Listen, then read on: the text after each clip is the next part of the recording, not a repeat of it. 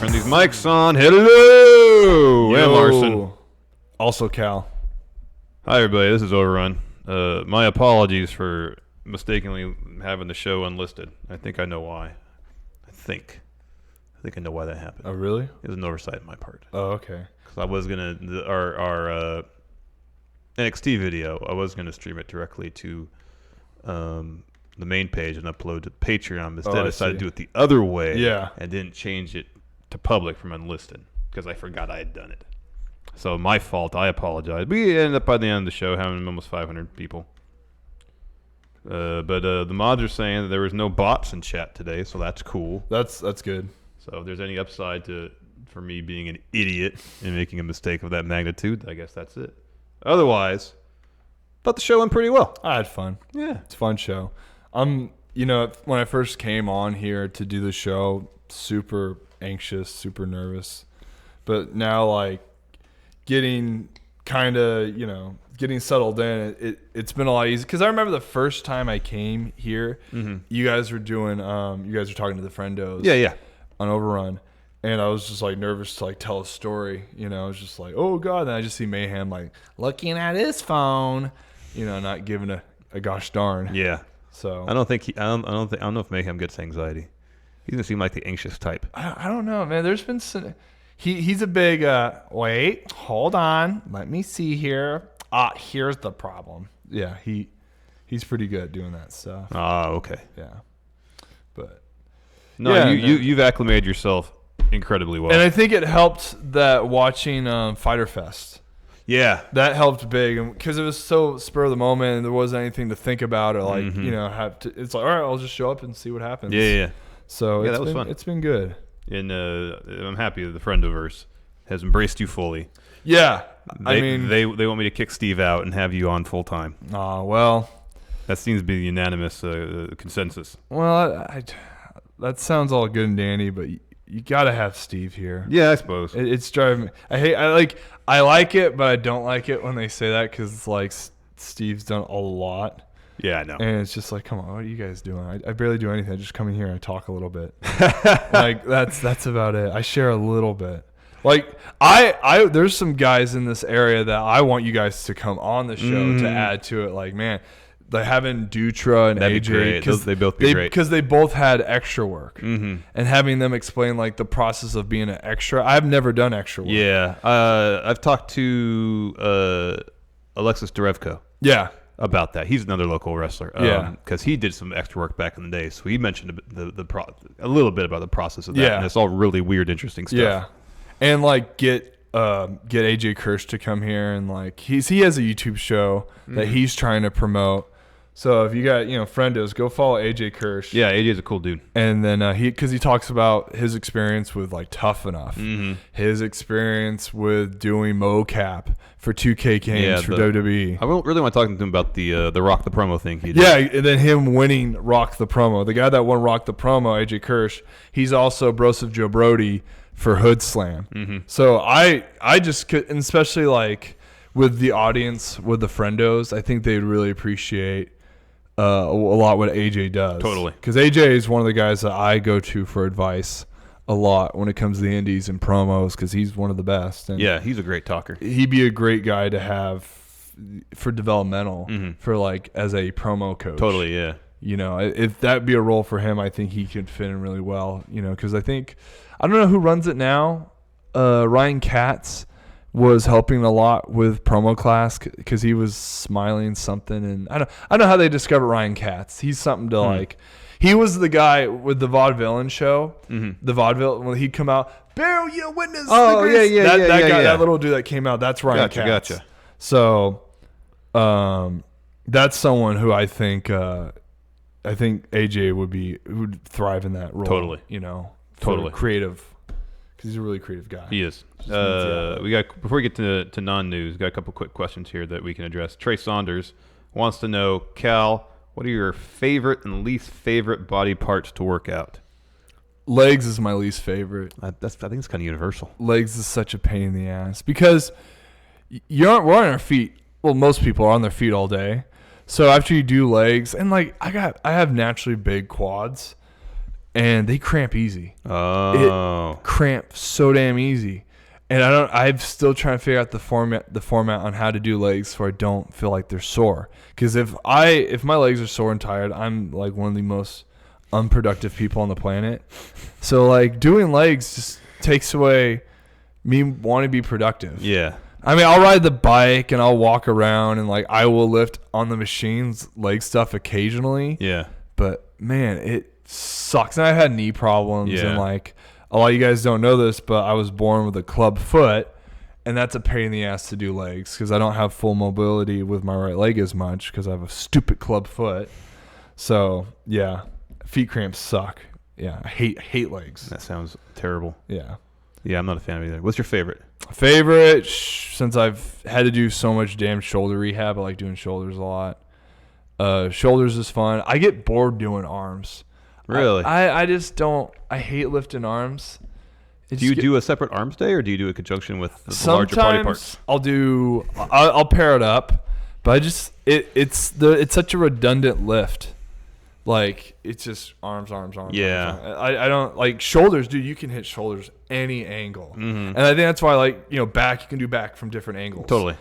I mean, you can't really do different stuff with arms and legs. It's the same. Yeah. I don't know. I hear you.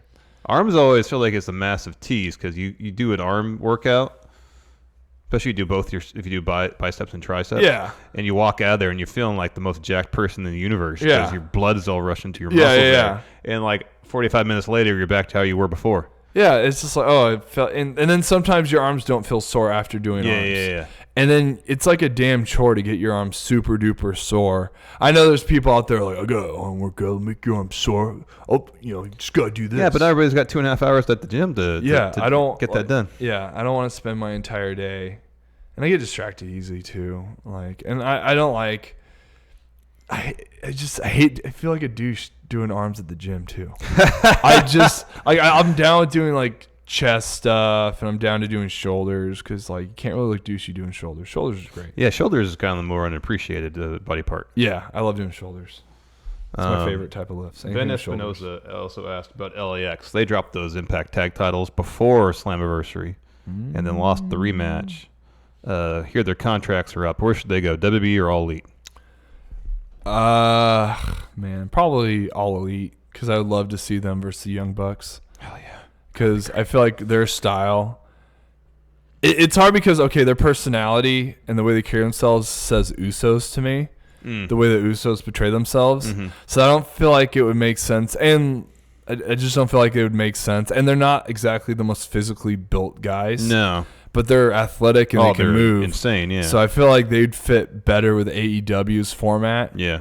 I'd rather see them go to AEW. Agreed. Pretty much about anybody I'd rather see in AEW than WWE. AEW. That's kind of just the role I'm playing now. Is Yeah, AEW and because I've seen them live and like. Oh, they're that big time wrestling show. That was great. With them versus the Scum. Mm-hmm. That was a great match. Yeah, they were awesome, and this because like they're nice, cool guys, and they're just like they're unassuming. So to see them go to AEW, they'd fit in. Totally, they'd be perfect. Totally. Alex C says, I feel like LAX leaving is a real death knell for Impact. Zach, let's do non-news and we'll answer your question. Remind me though, okay? Let's do non-news real quick. Non-news. About time for some non-news. You think it's new, but it's non-news. And Rich, that is not me saying real, despite what you might think. So, as you see from the title here, neither of us watched Slammiversary, so I don't feel like I could really do a recap review. I'd feel like fraud. Yeah. However, we've heard a lot of good stuff coming out about Slammiversary. Apparently all the matches are really solid. Had a run-in from a masked wrestler, Rhino. Oh, you spoiled it. Oh, sorry, shit. No, I'm just kidding. Oh, damn it. Damn it. Well, it was so obvious that was him because of his body type. Oh, I know. He's like he's got like the most singular body type in the entire world, I feel like. The gore, you know. It's like, who else is going to, with that frame and the way he hits it, dude. When we went to the Double Raw taping here before Christmas, they had a bit where Santa came through the crowd, and as soon as the Santa jumped over the barricade, Rhino. Yeah. Body type Rhino. Totally Rhino. So I should do that, Alexi. With all the good buzz coming out of Slammiversary, we're hearing word that Impact might be on the verge of getting a new TV deal, maybe on Access. Yeah. Which I don't have, but apparently it's in like 60 million homes. Yeah. Could this maybe lead to a bit of a rebirth for Impact? I know LAX leaving is going to be a huge hit because they've been with the company forever. Yeah. Forever. But there's a lot of really good talent there. A lot of good young talent that you can build a company around, given the proper platform. Yeah. And if they can use a motive, but it seems like we've seen this situation before. But this is my biggest gripe with Impact. They have young talent, but they don't know if they're really getting the right. It seems like I don't know how much money they're wheeling and dealing with these guys. I don't know, probably not a whole lot unless Not you're a whole top lot, tier. because I've had friends do an Impact tryout in Las Vegas, and the way that they did the tryout, I didn't like. I didn't like at all, because it's like they made up their mind before anyone even did the matches and even had the chance to audition. I don't know, like, I don't get their approach with a lot of stuff. I feel like they're almost like they'll just get someone's buddy to come in or whatever. Like, I liked Fulton going there. Yeah. Because Fulton makes sense. But it was a process just to get him on Impact. And it's like, why would that be so hard to recruit Fulton on Impact? And there's some other guys from just like, you're going to sign this person, but you're not going to wheel out enough money. Like, that just kind of bothers me. The whole Killer Cross thing. That made me really mad. Yeah. Because it's like, they said, well, maybe you should get a second job to Killer Cross. Yeah. It's like, maybe you should pay me more. Yeah. Like, if they're not giving the guys what they want, then they deserve to be on like low level TV, especially with how hard those guys work. And like, they're not bringing in new talent. Like, you see how much WWE's like, all right, if you guys aren't going to take this guy, we'll take him. We'll take this guy. Oh, you're not going to, you don't want him? We'll take him. Yeah. So they just took a bunch of the talent from, and AEW, same thing. We'll take him. Then Ring of Honor, obviously they're in a rebuilding process, but they need to give more indie guys opportunities that may not have the shine as much as they should. And that left a bad taste in my mouth when I found out that like Mayhem tried out for Impact, Dutra tried out, a couple other guys I know are talented try out, nothing. Like, and they just made some bull. Like, I had a match with Impact against James Ellsworth, I just took it because they needed a guy, and I said, sure, why not? Yeah. It wasn't much of a match, and like, it was part of my earlier indie days coming back. Yeah. So, whatever. And they took me lightly. So it's like, I don't get what their approach is, and they're based out of Toronto. So you assume like Callahan and the Chris boys and Fulton, are they flying there? No, they're driving. Yeah. They have to drive to Toronto to do filming. Yeah. So I don't know if filming in Canada's and they're keeping guys in a certain area. I know that like Cage lives on the West Coast and they're able to fly them, but they need to either relocate. It didn't work for them going to Orlando. No. Filming there. It just like, you have a free crowd too, and they don't really like it. Just the sound, the atmosphere they try to do. It's just, I don't know, man. I want them to do good, but at the same time, they need to change some stuff. They definitely do. And it's not even the fact that they're TNA. It's that part doesn't. It's not that gets me. It's how their approach to stuff. I don't know. Sometimes it feels. I mean, I when Steve brought up that Pentagon won the Impact title, I was like, oh wow, that's a step forward. That's a forward-looking approach. Yeah. Only to hear a little, like, I don't know, like a week later dropped it or something like that. Yeah. Like, oh, that's Impact being Impact. You can bring in a new regime to lead the company, or like, hearing that they wanted to bring Del Rio back to be the top guy and stuff like that.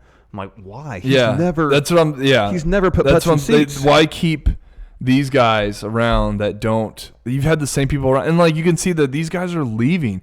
Eli Drake, who they could have had the company based around, he was there. He left. Yeah, Pentagon, Phoenix, they're gone. They both EC3 actually had something going on there, but then he left. I mean, I don't know. It's frustrating to me because, like, would I ever work for Impact? Maybe.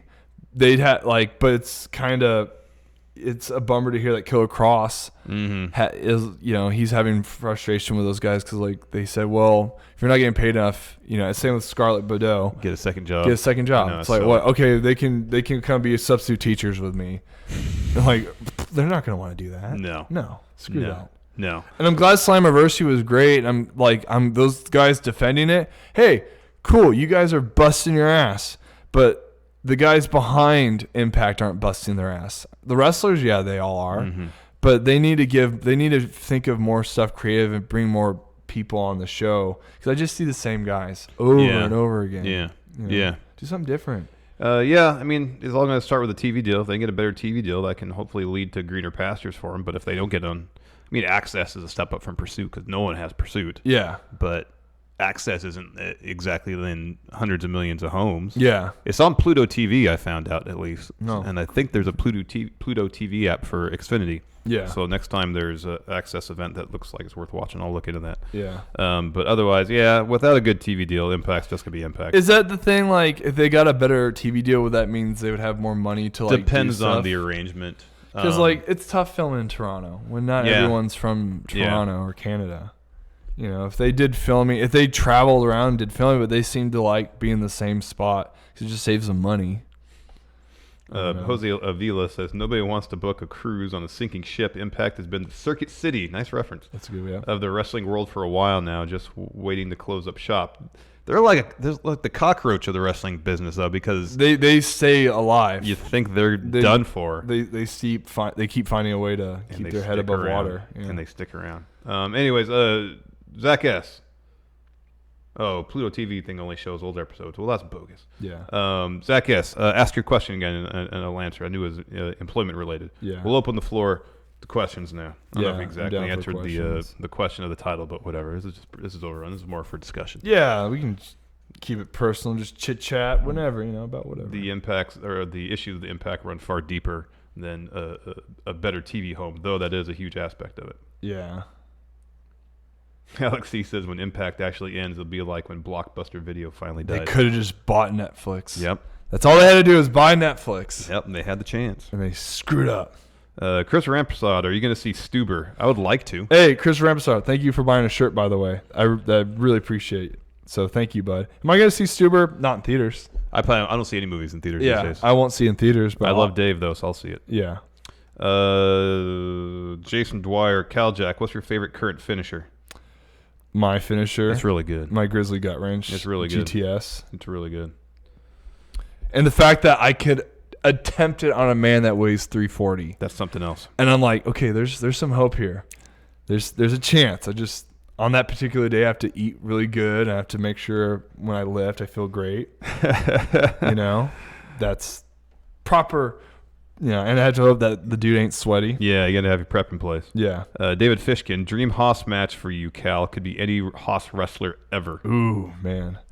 Some Haas's are kind of too big, but then it'd show like a really cool feat of strength if I could get them up. It really would. And if they were able to, I can base for, I think Dr. Death Steve Williams would be a lot of fun because he is a Haas. My dad wrestled him in college twice and pinned him. That's awesome. So I got genetics on my side. I think it would be fun. Bam Bam Gordy would be fun. Bam Bam Bigelow would be fun. Who are a couple? Van Vader would be cool. I'd like to just shoot on that guy because when he was around, he'd try to portray that he'd kick everybody's ass. Oh, Vader? Yeah. I heard he's like a real sweetheart. He's a nice guy, but like he's stiff and stuff. Yeah. So that would be kind of fun to like really hit each other really hard. Tess versus me would be cool, but Tess wasn't that great.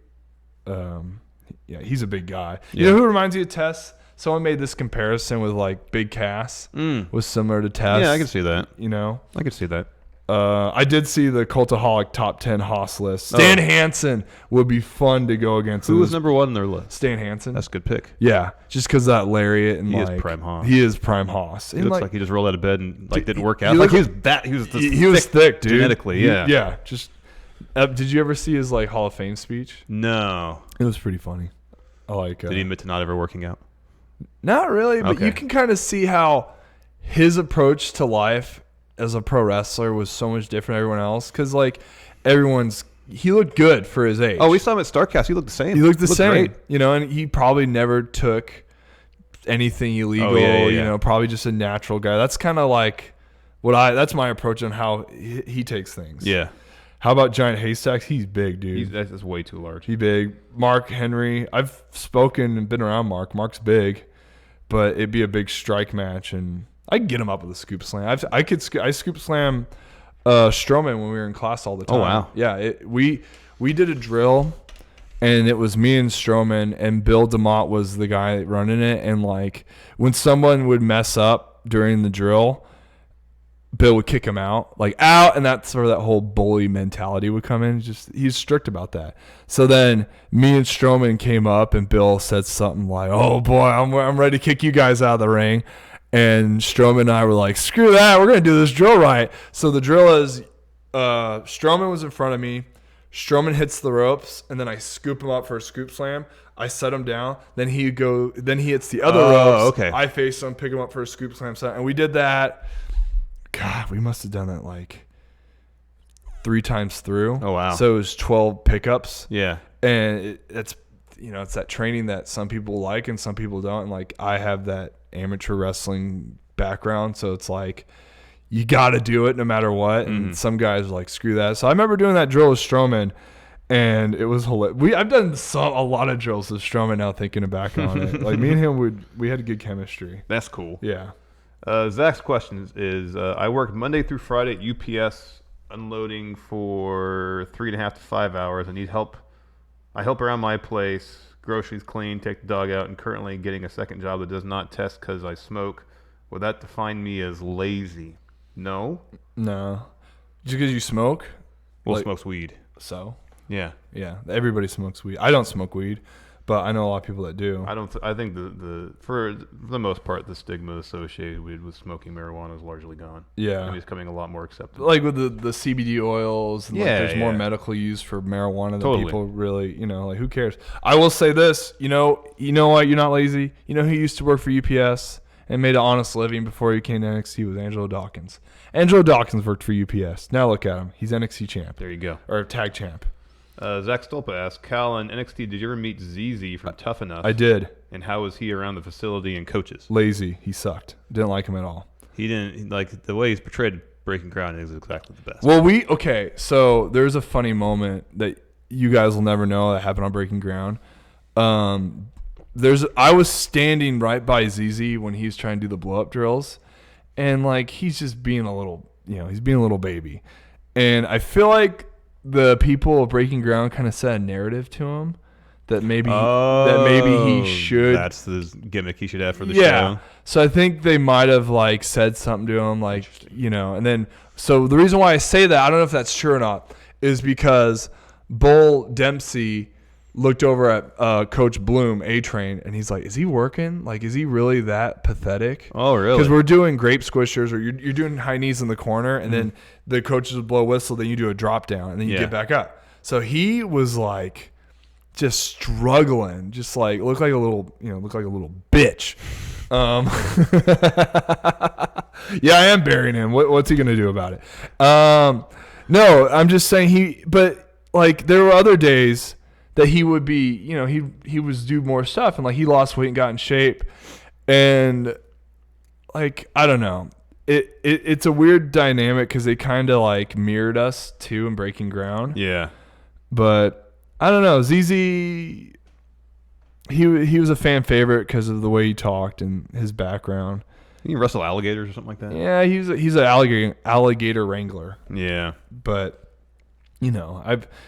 a lot of the coaches had a soft spot for him because he's young. He's like 19, 20 when he came. That's way too young. Yeah. And he did play football in college, but it didn't pan out well for him. Mm-hmm. So that's why I think he auditioned to make WWE. Oh, he made it realize. He auditioned, and then he got the audition from Tough Enough. And then they brought him along anyway. But I feel bad for like Patrick should have won, but in the sense it was good that he didn't win, Velveteen Dream. Mm-hmm. And then you have the other kid. Was that Josh guy that won? Yeah, Josh. And Josh was actually a pretty good guy. He was actually the Yeti. He was actually a decent dude because I was there for the whole Tough Enough thing. I remember making a joke like, "Oh man, your boy's not doing so great." In the blow up drills about ZZ, and Josh goes, "Yeah, that ain't my boy." We're not. Yeah, just because we're on the show doesn't mean we're cool. Yeah, yeah. And I kind of appreciate that aspect. And Do you know what he's doing now? he's a personal trainer. Okay. He was a huge dude. Oh, he was like 6'7". Yeah, and jacked. Like, Yeah. Jacked. Yeah. Because he played D2 football in Colorado, and he had like a degree in like exercise and sports science. I think that nutrition. Mm-hmm. So he knows like he the reason why he didn't pan out because he had concussion problems. And I think a little bit that carried over for him playing football. Maybe. Yeah. So him having some of that as an issue from playing football, and then him getting concussions in pro wrestling. Because when you get a concussion in WWE, like sometimes you sit out for a couple weeks, a month, like close to a year. So Corey Graves had to stop because of his concussion problems.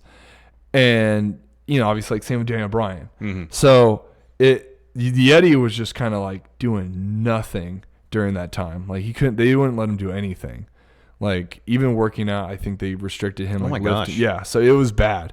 So eventually it's like, hey, if we can't use you, we got to let you go. Like same thing with me. If you have an injury, it's a factory. If we're throwing money at somebody that's not going to benefit the company in the future, they can't use you. So they got to let you go. Mm-hmm. So I think he lives back in Colorado. Oh, okay. I think he's just doing personal training. Okay. It just sucks because like you figure someone like that would thrive in the company. And I was there when he cut a promo too. That one promo where Regal's like, "You need to work on this. You need, Mm-hmm. So I don't know. All those tough enough kids, man. They had to really bust their ass to figure out how to, But Patrick, like, Velveteen had such an unfair advantage because he knew everything and he was already ready. Yeah. So. Well, he had wrestled in the Indies a little bit. Yeah, he locally started in the with DC area, right? And you look how talented like Leo Rush is in the ring, like Velveteen and him started around the same time. Yeah. So you have two motivated dudes that are creative, working together to they're awesome. Zach Stolpa has some more context. Apparently, because I'm not trying to work at a place that Tess, my family sees me as not doing enough just because I don't want to be off weed for 3 months because UPS has a lot of wear and tear. I haven't been in the employment game in a while in terms of looking for a job, so I don't know what tests with stuff and what doesn't.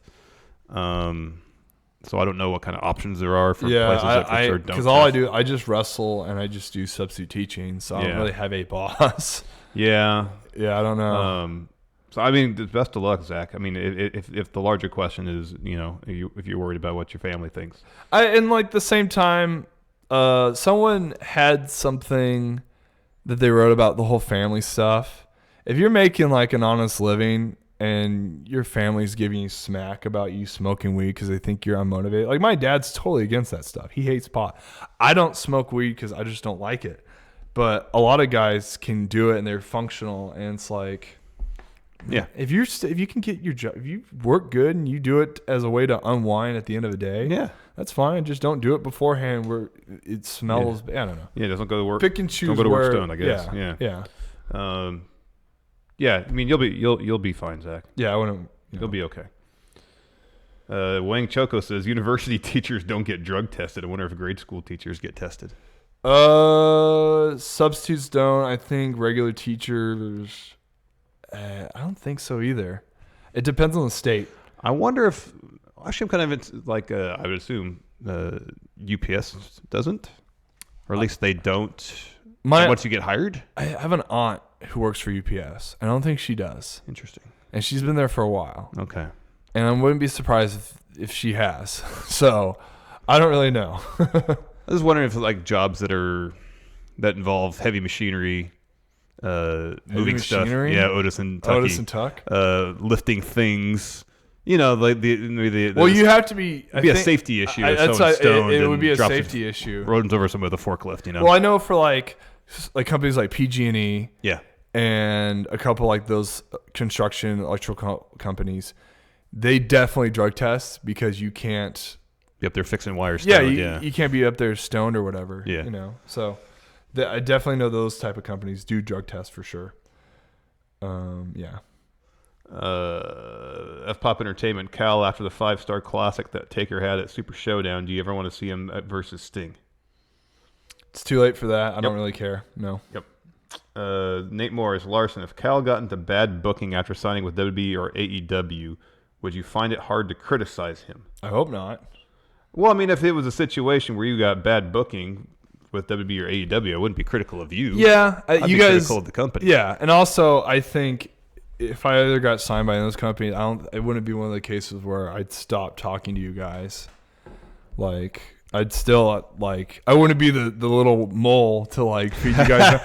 Like that's not. I'm not gonna do that. Yeah, we wouldn't expect that of you. Yeah, and that's like I have contact info with pretty much most of the guys on the main roster for WWE. Mm. If something comes up, I'm not gonna say it. I'm not gonna ask them anything because that takes away from the like finding out on your own online. Yeah, that's the way, like that kind of stuff. I could, if I want to text Becky Lynch right now and be like, "Hey Becky, what are your thoughts on this whole weird booking with?" For one, it's weird. Yeah, I'm sure she wanted to hear that. She doesn't want to. Yeah. That she, that's a friend of hers. Yeah, like it's not going to do that. Totally. No, it's like we have a buddy that works for the Kings, and it's like when they sign somebody, I'm not texting him. Yeah. Hey, what's the word going around the office about this dude? Yeah. I'm sure he doesn't want to hear about that. No one wants to have their that type of stuff out to hear. And it's funny because like I could text Chad Gable right now and be like, "How come they're not really using you?" I'm not though. Why? It's none of my business. Yeah. That's just we're all cool. Like why? Jason Dwyer says just watch Cal versus Ellsworth. I think Cal is my new favorite indie wrestler. Did you get to throw him around the ring a little bit? He got over on me because he kicked me in the nuts and gave me a no chin music. But yeah, I got to toss him around a little bit. Okay, good. So I have in that match, like I flung my head back when he threw punches because he's throwing a punch at me. Yeah. Like I'm going to move my head back, but because I hate when someone throws a punch and they don't even register because they're a big, scary guy. Mm-hmm. Like, for instance, John Jones said this in an interview. He goes, anybody can get knocked out by anybody. He's like, there's any man or woman in here can knock me out. It's the fact that if they can't, like, if I give them the opportunity to knock me out, I can get punched in the face by someone weak, but as long as I register it, instead of just like no sell it. Yeah. So when he threw punches, I made it, like, oh, okay, you hit me. At least look like you're actually getting hit. It looks like I'm getting hit. Yeah. Because sometimes if you don't no sell a punch, it looks fake. Yeah. And what was the thing that like Ellsworth actually can throw a decent punch. Mm-hmm. So it's like register it, Yeah. But that match, it was whatever, dude. I got a call in Vacaville. Mm-hmm. About, hey, we need someone to come down, and I'm like, oh, okay. Is that the show in Salinas? Yeah. Okay. So they didn't have anyone to work them. So the promoter at Big Time hit me up, said, hey, can you come down right now? And I was like, oh, what? To Big Time? Yeah, we have a match you could do, it'd be great. So I just did that as a favor. Yeah. It wasn't like I begged. They asked me to come. I said, okay, whatever, sure. That's cool. Yeah, so. And did the little Ellsworth match. And they had me cut a promo too before. But then the crowd started wetting me. And then I just started going, you heard what I said? You heard what I said? Like, okay. Like, give me the what treatment. I'm like, these are the same fans I see at the same promotions anyway. I'm like, really? You guys are going to pull this just because they're on TV? You're going to what me? How dare you? And on this one, F-Pop Entertainment, Cal, what's the worst best match and the worst best match? So a garbage match that has no right being good or enjoyable that you enjoy a lot. Oh, my God. There was a match where I watched this really bad indie match where this guy has a flute.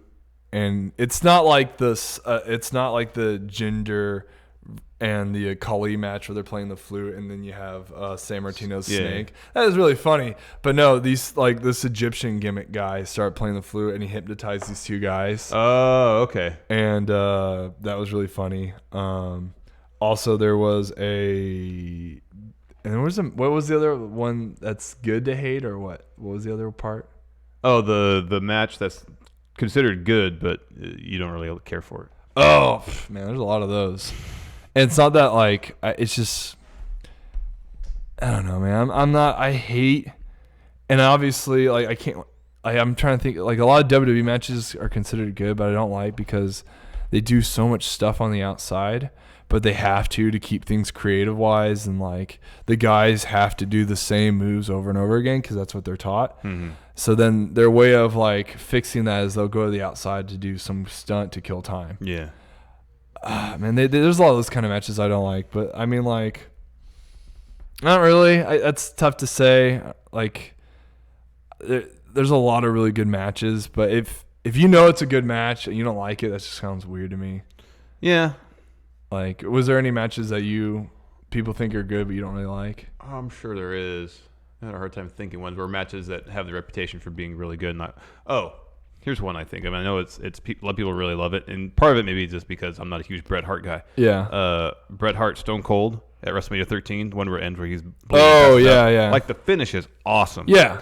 The match leading up to it is just a ringside brawl. Well, that's exactly it. That's what I don't like. I hate matches where all it is like they just go on the outside and brawl. Anyone could do that.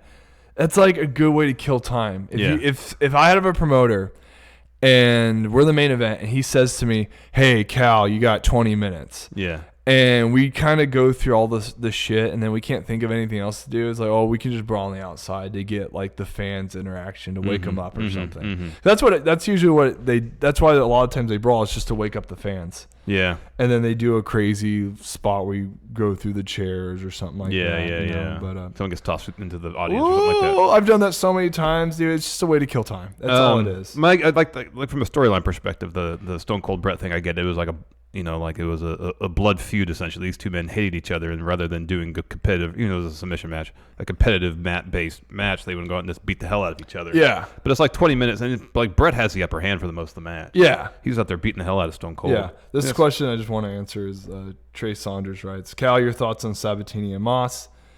They are just rerunning old gimmicks, and they look great, but like I said in my NXT thing, it's easier to write for big name indie guys than guys that have no experience whatsoever. Yeah. And the thing is, Moss and Sabatelli, when you've made it in some kind of pro thing, you're going to hold yourself higher standards. Yeah. So they get burnt out a lot quicker in developmental than someone who didn't. Mm-hmm. So I can guarantee those guys are super burned out. I know Moss is when I've talked to him. And you can kind of see it with his performance a lot. I was kind of surprised when he showed up on NXT TV with his new gimmick and then lost. Yeah, obviously they're pairing him up with that Matha guy, but like you have these two. That's why also it helps to have those guys, those big body guys, instead of like putting them on NXT to kind of like. Then they just put them on main to see if they sink or swim. That's almost a way of protecting them because NXT is like pure wrestling. Yeah. Like you have to be good. Yeah. To be on NXT, to ooh and ah, or to have something. Yeah. But like if you're just like a regular football dude who they're teaching from the ground up, it can be really hard for them to pick up things. Almost better to go on main. It's better just to go on main. A traditional strongman match. And they can. And the thing is, they have producers, not like coaches. They have producers that can just give them a move set to just go out there and do. Yeah. Just to like kind of how Goldberg. Yeah. They gave Goldberg a move set to do. And that's why he was able to squash everybody in under a minute. Yeah. That's the thing with football players. I'm not saying all football players are like that, but like you see Corbin, who's a football player. Corbin was actually a fan, so he was able to adapt and learn. Like he took the long way around to do it. Same with like Mojo. Mm-hmm. But like a lot like these new players like Sabatini and Moss, it's tough, man, because they're pure athletes, but they're not really given a lot creative wise. Yeah. Just because, I don't know.